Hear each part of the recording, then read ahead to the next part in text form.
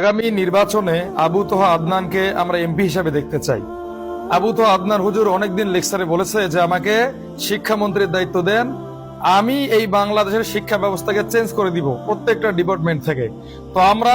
বাংলাদেশের পক্ষ থেকে যারা আমরা আবু তোহাকে ভালোবাসি, যারা আমরা আবু তোহার লেকচার গুলো শুনি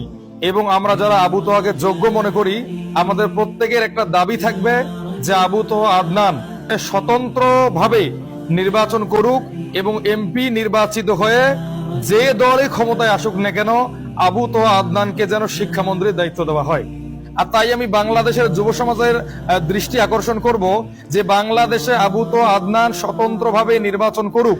এবং এই নির্বাচনে তাকে আমরা যে কোনো মূল্যে জয়যুক্ত করব এবং বাংলাদেশে যে দলই ক্ষমতায় আসুক তাদের কাছে আমার একটাই দাবি থাকবে, তাদের কাছে এই বাংলাদেশের যুব সমাজের একটাই দাবি থাকবে